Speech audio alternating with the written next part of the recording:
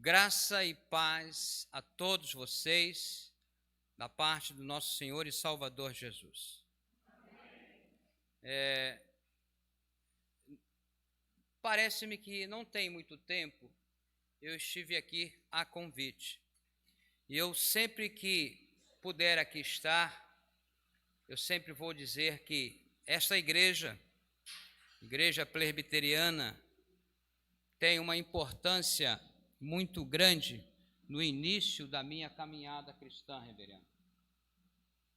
Desde a época do pastor Guarim, falava, quando cheguei com o irmão Daniel, cadê o meu segurança? Já foi embora meu segurança?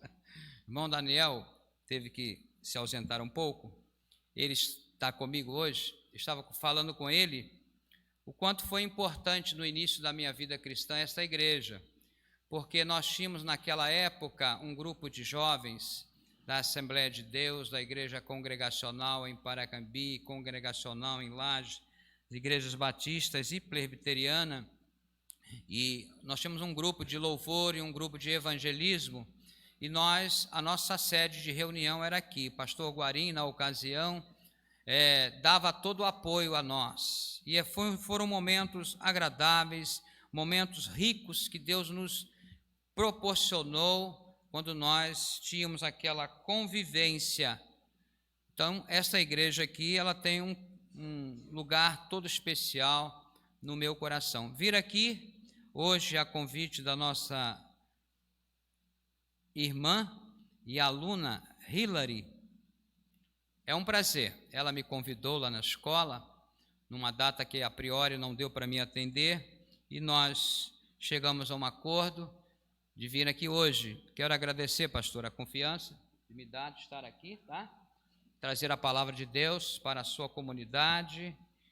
Quero agradecer ao convite a Hilary e trago um abraço da Igreja Batista Filadélfia, igreja a qual estou como pastor.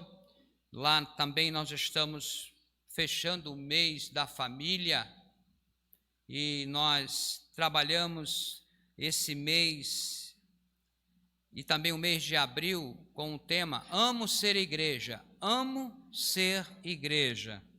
E eu quero nesta noite, sem me prolongar muito, compartilhar com os irmãos aquilo que Deus colocou no meu coração. E eu creio firmemente que esta palavra será uma palavra de edificação para a sua vida, como foi primeiramente para a minha vida. E eu quero não usar como base, mas deixar um texto já lido aqui, que é o Salmo de número 133. Permita-me, o salmista, permita-me os irmãos, parafrasear este salmo, que diz: ó quão bom e agradável é que a família viva em união. Ó quão bom e agradável é que a família viva em união. Vamos orar? Obrigado a Deus, porque Tu nos dá o privilégio de estarmos aqui nesta casa de oração, casa onde o Teu povo se reúne para louvar e bendizer o nome de nosso Senhor e Salvador Jesus.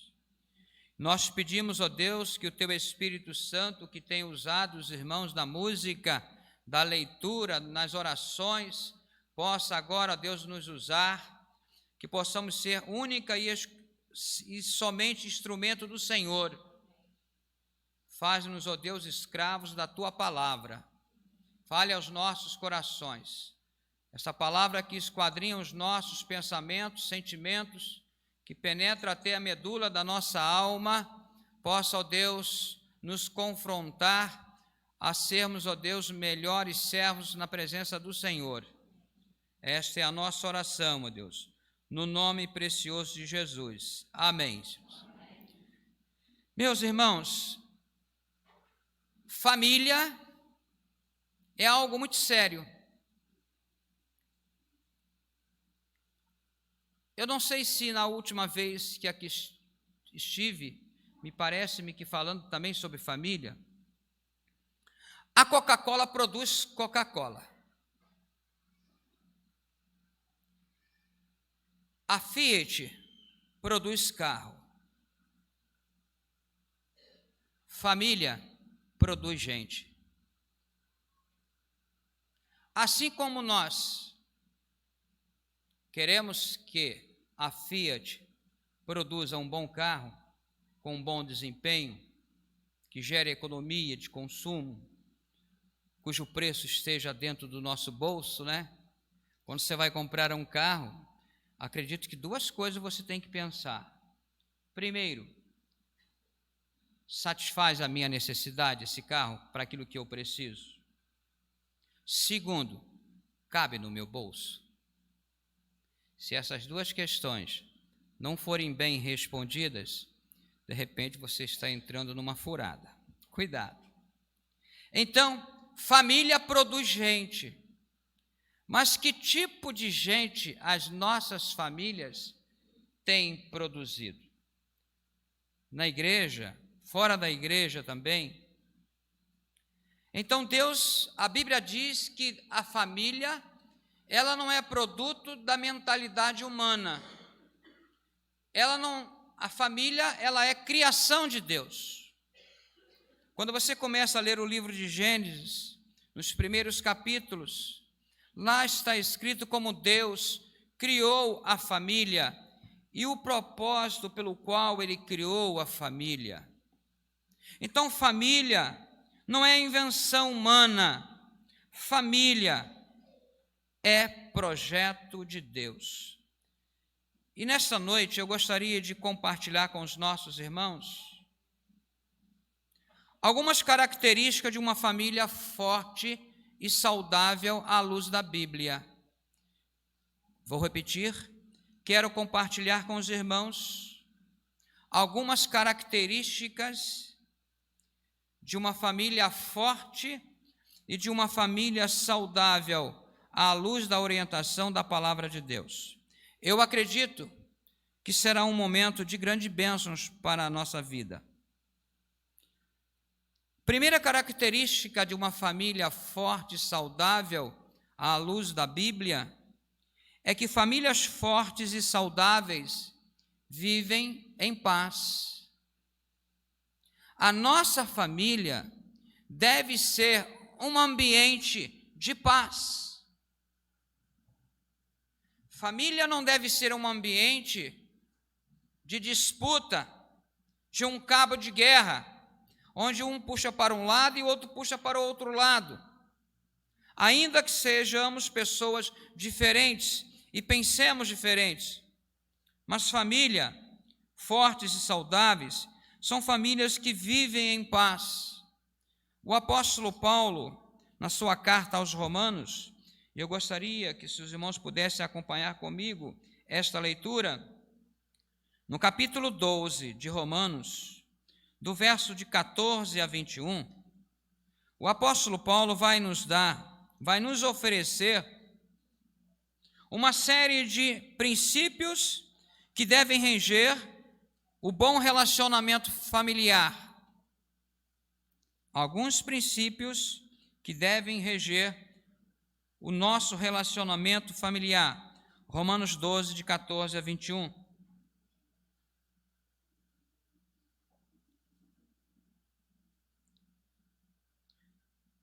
Diz assim a palavra do Senhor: abençoai o que vos perseguem, abençoai e não amaldiçoeis, alegrai-vos com os que se alegram e chorai com os que choram. Tende o mesmo sentimento uns para com os outros, em lugar de serdes orgulhosos. Condescendei com os que é humilde, não sejais sábios aos vossos próprios olhos. Não torneis a ninguém mal por mal, esforçai-vos por fazer o bem perante todos os homens. Se possível, quando depender de vós, tende paz com todos os homens. Não vos vingueis a vós mesmos, amados, mas dá lugar à ira, porque está escrito: A mim me pertence a vingança, e eu que retribuirei, diz o Senhor. Verso 21. Não te deixes vencer do mal, mas vence o mal com o bem. Paulo aqui está dando para mim e para você, para minha família e para a sua família, algumas diretrizes que precisam nortear a nossa família. Nós não podemos alimentar na nossa família esses sentimentos de negatividade que o apóstolo Paulo está falando. Mas nós devemos fazer da nossa família um ambiente que viva e construa o amor. E sempre que possível, o que depender de mim e de você, nós buscarmos sempre fazer o bem. É interessante que Paulo não diz assim, se depender do outro, se depender de você, se depender de mim. Então, a palavra de Deus, ela nos mostra que se nós vivenciarmos essa atmosfera, vivenciarmos esses princípios na nossa família, haverá paz. Haverá paz. Nós não devemos deixar que o nosso sentimento de ira se transforme em uma atitude. Talvez em algum momento na sua família, no seu relacionamento familiar, no seu relacionamento conjugal, você vai sentir ira. A gente sente ira, mas a palavra de Deus diz que nós não devemos deixar que essa ira se transforme num ato. Por isso Paulo vai dizer, irai-vos, mas não pequeis. A gente precisa aprender, à luz da palavra de Deus, dentro da nossa família, aprender a amortizar a ira. Um pássaro, ele pode voar sobre a sua cabeça, mas você pode impedi-lo que ele faça um ninho. Assim também é a ira. Poderá algum momento que nós vamos nos irar um com o outro, na igreja, no meio da família, mas não podemos deixar que esse sentimento se transforme numa atitude.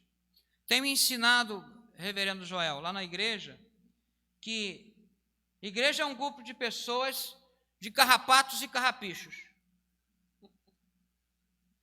Todos nós temos os nossos carrapatos e os nossos carrapichos.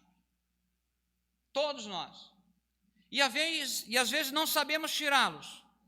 Mas eu conheço uma pessoa que sabe tirar, que é o Espírito Santo de Deus. Ele é o único que convive conosco e que nos entende da forma como nós somos. Mas quando nós chegarmos a um momento de adversidade na família, a gente tem que entender que família fortes e saudáveis vivem em paz. Não há um lugar neste mundo aonde você precisa encontrar mais paz do que é na família. Porque as famílias em paz, igreja em paz.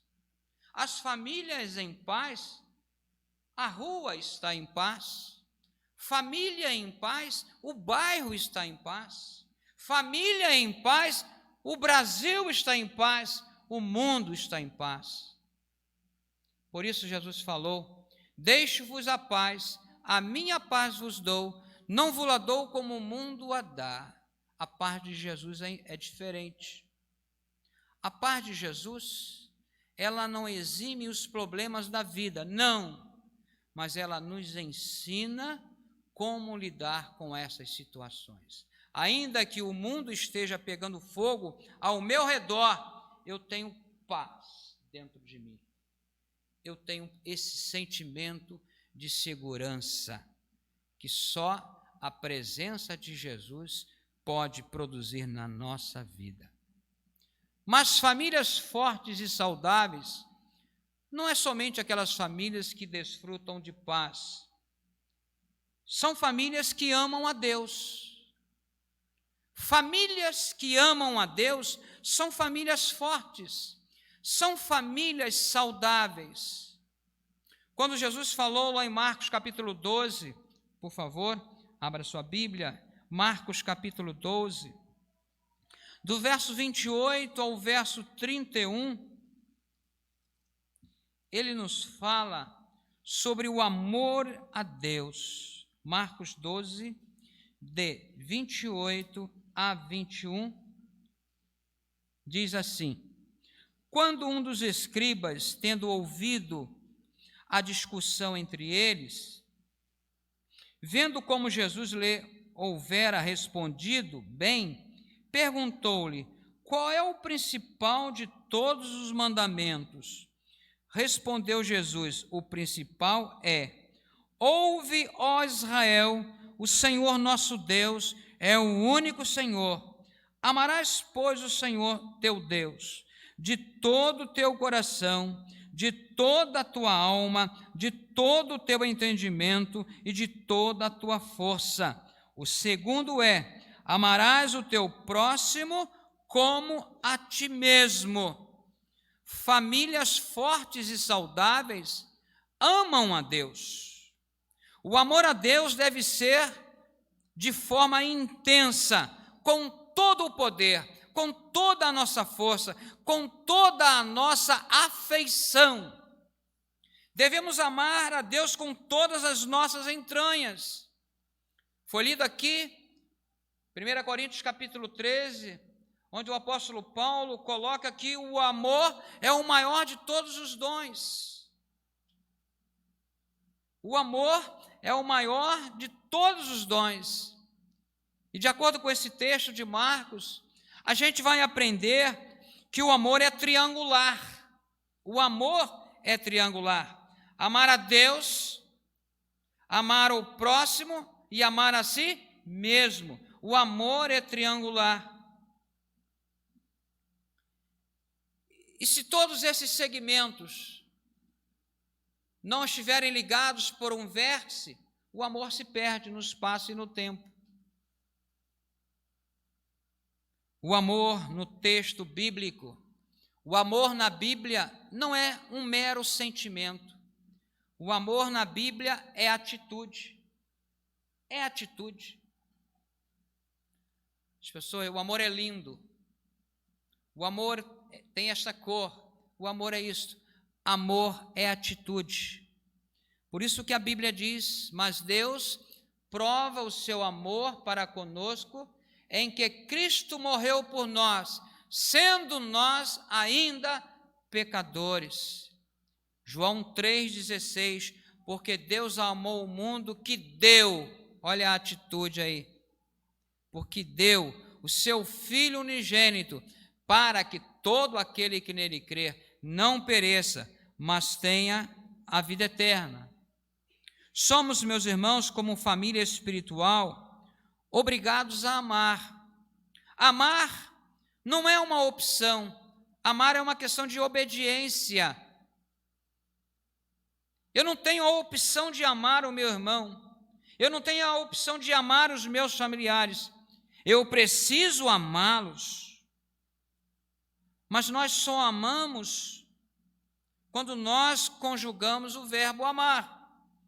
Ele precisa ser conjugado, ele precisa ser colocado em ação.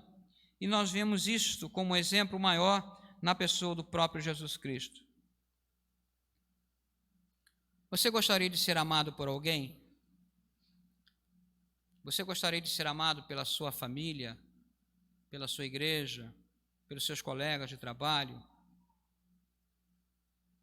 Se você gostaria de ser amado, aprenda uma coisa: comece a amar a essas pessoas na mesma intensidade que você gostaria de ser amado.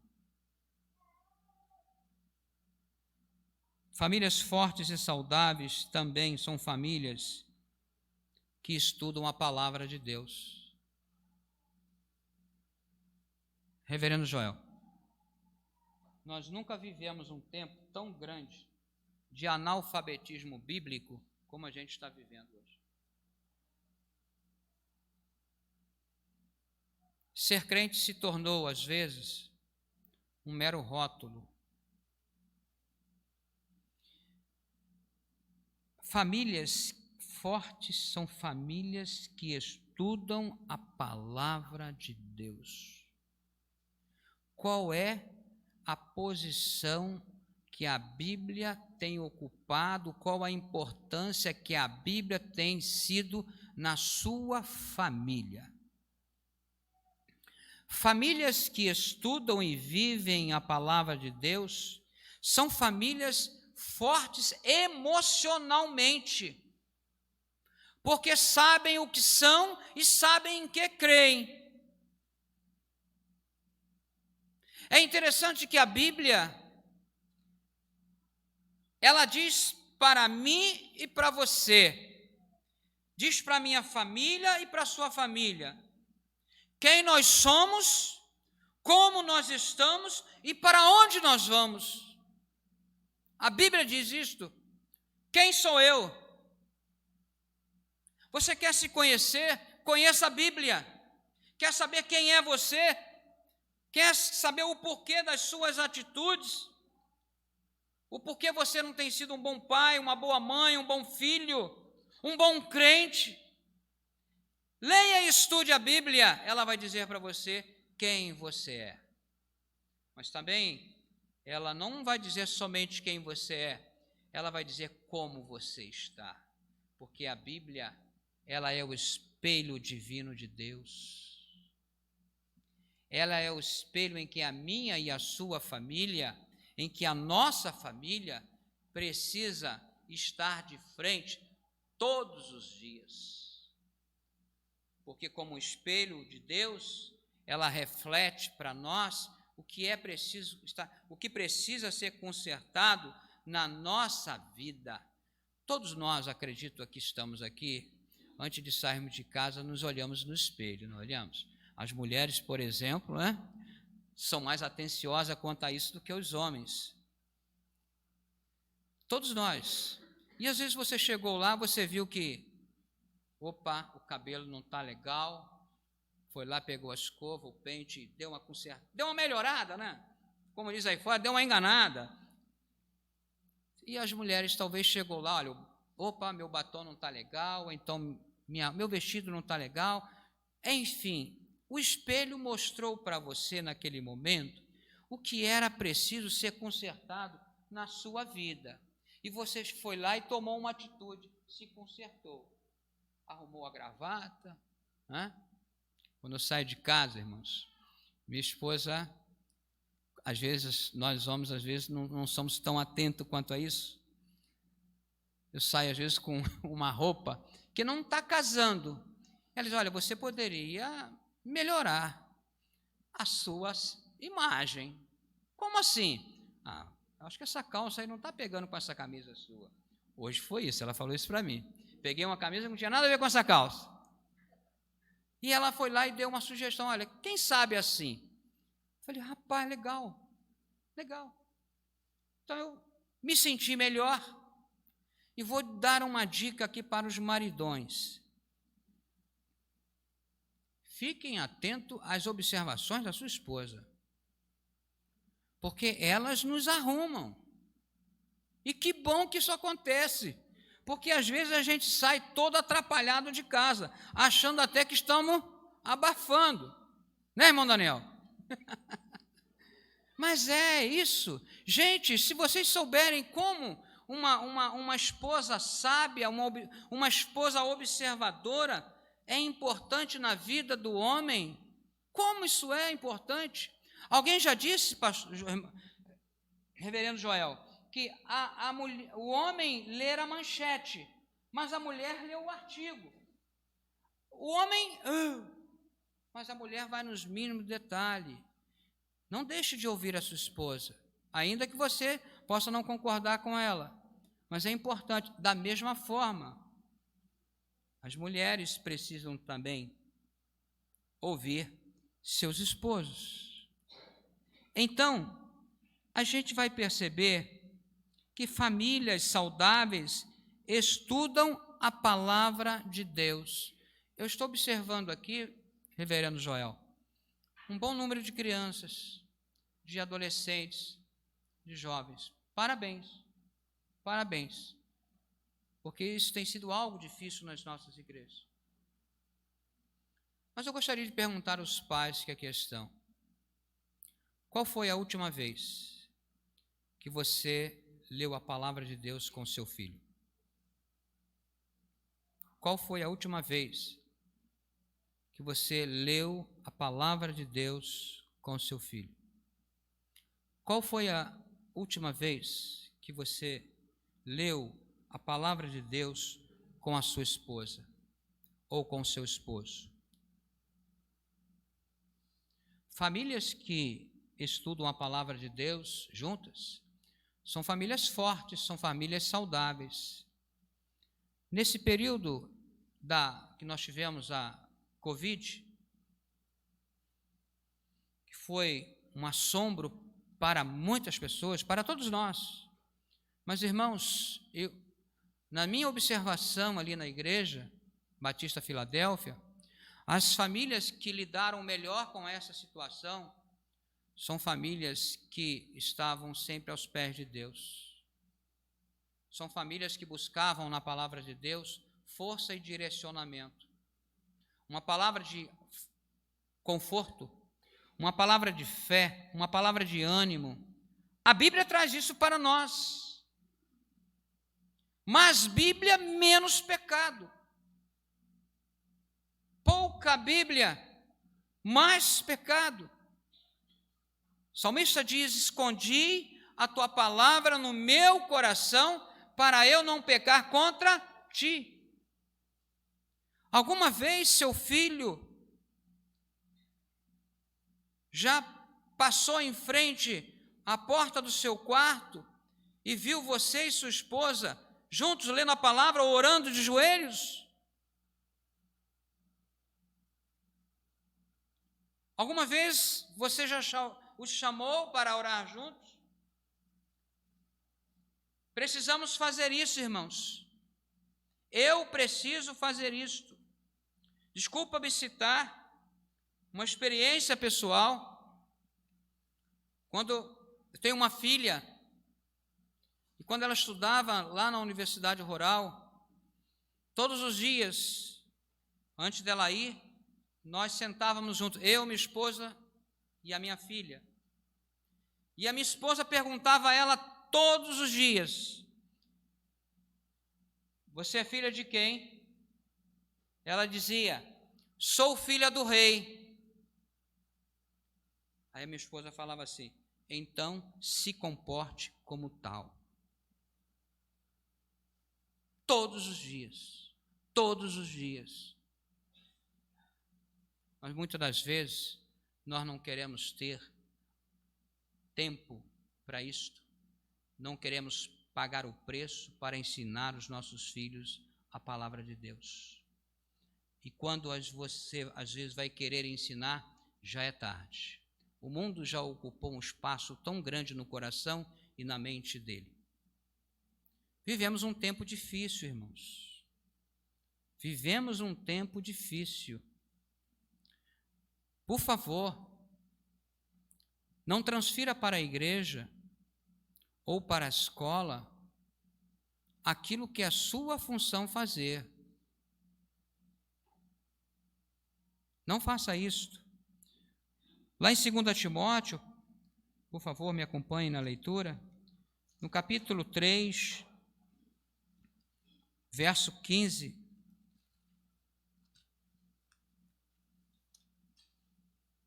2 Timóteo, capítulo 3, verso 15. O apóstolo Paulo, escrevendo ao jovem pastor Timóteo, seu filho na fé, vou ler a partir do versículo 14. Tu, porém, permanece naquilo que aprendeste e de que fostes inteirado, sabendo de quem o aprendeste, e que desde a infância, sabes as sagradas letras, que podem tornar-te sábio para a salvação pela fé em Cristo Jesus. Desde a sua infância, Timóteo já era ensinado, educado na palavra de Deus, pela sua avó e pela sua mãe. Então, Timóteo cresceu no temor do Senhor. Muitas das vezes nós queremos que os nossos filhos estejam na igreja, sirvam ao Senhor, mas nós mesmos não queremos dar o exemplo. Eu não sei se eu contei aqui, uma certa vez eu ouvi um pastor falar que acabou o culto, o garoto chegou para o pastor e disse: pastor, eu quero morar aqui na igreja. Mas como assim você quer morar aqui na igreja? Não pode. Não, pastor, eu quero morar aqui na igreja. Mas por que você quer morar aqui na igreja? Ah, pastor, olha lá na porta, olha papai e mamãe, olha como é que estão sorrindo, olha como estão brincando, olha como estão falando com todas as pessoas. Eu quero morar aqui, porque lá em casa, pastor, não é assim. Famílias precisam estudar a palavra de Deus. Famílias precisam viver esta palavra. E em quarto lugar, famílias fortes e saudáveis desfrutam da comunhão ao redor da mesa. Permita-me também apontar esse tópico para mim. Hoje eu estava almoçando com a minha esposa e com a minha filha. Que bom. Falávamos até que eu estaria aqui hoje à noite. E como foi bom. Na conversa, reverendo, falamos sobre o dia da minha filha, como foi o trabalho pela manhã. Falamos sobre como é que foi a minha manhã. Qual seria o planejamento para agora à tarde e para a noite. A conversa rolou. E como foi bom a gente trocar aquela experiência das nossas agendas ao redor daquela mesa. Porque mesa é lugar de comunhão. E ao desfrutar disto, eu mesmo me peguei em pensamento, quantas das vezes eu deixo de desfrutar disso aqui para ficar em frente à televisão vendo o Globo Esporte. Nada contra o Globo Esporte. Mas se eu tenho um controle remoto que eu posso salvar e ver aquilo num outro momento, o momento ali é de almoçar junto com a minha esposa. Para usarmos aquele momento para trocarmos uma ideia, programarmos o nosso dia, ver o que nós precisamos fazer. Nós temos perdido isto, irmãos. Nós temos perdido isto. E a palavra de Deus fala da importância de estar ao redor da mesa. Jesus gostava de sentar ao redor da mesa com os seus discípulos para instruí-los, para ensiná-los. O próprio episódio da ceia do Senhor, da última ceia. E é interessante, naquele episódio da ceia, foi o momento em que ele usou para falar sobre traição, para falar da sua angústia. Irmãos, a mesa deve ser esse momento em que a família, ou num café, ou num almoço, ou no jantar, não sei em que momento você vai escolher, mas esse momento é o momento da gente falar sobre as nossas ansiedades, ouvir o seu filho, os desafios que ele tem pela frente, ele também te ouvir, a você como pai, os desafios que você tem. A mesa deve ser o lugar onde eu e você, em família, devemos comunicar os nossos acertos e os nossos erros, para que possamos aprender um com o outro.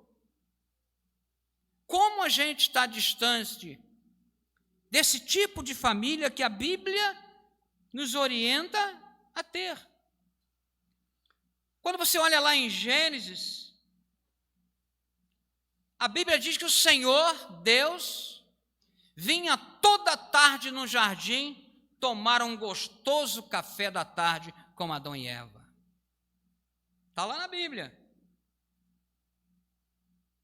Deus vinha visitar aquele casal e ali trocava um papo com eles. a conversa rolava. Claro que houve um momento em que Deus veio e o casal não estava mais para o café, porque eles pecaram, se afastaram daquele encontro com Deus. O pecado faz isso. O pecado nos rouba esse encontro com Deus. Adão e Eva, eles não perderam o paraíso naquele momento. Eles perderam, foi o dono do paraíso. Assim também, irmãos, se nós não buscarmos a presença de Deus, Deus não se faz presente na nossa família. E se eu e você queremos superar as dificuldades que nós temos, todos nós temos, nós precisamos de Deus. Precisamos da presença do Senhor ao redor da nossa mesa. Precisamos fazer da nossa mesa um altar do Senhor, onde nós, como famílias, possamos agradecer a Deus, possamos pedir a Ele, possamos nos colocar na sua presença. Em último lugar, famílias fortes e saudáveis são as famílias em que Deus é Senhor. O chefe da família não é o marido, o chefe da família não é a esposa, o chefe da família não são os filhos, o chefe da família é Jesus. É Jesus. Uma família forte, uma família saudável, é a família que tem Jesus como Senhor. É isso que o apóstolo Paulo vai dizer lá em Filipenses, capítulo 2. Por favor, acompanhe comigo essa leitura. Filipenses 2, de 10 a 11. Diz assim o apóstolo Paulo: para que, ao nome de Jesus, se dobre todo o joelho, nos céus, na terra e debaixo da terra, e toda língua, isto é, e toda a família, confesse que Jesus Cristo é Senhor, para a glória de Deus Pai. Você quer ter uma família forte, saudável? Não é uma família isenta de problemas, não é isto.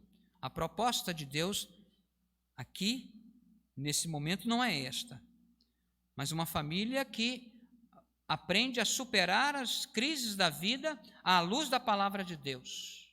Porque no mundo tereis aflições.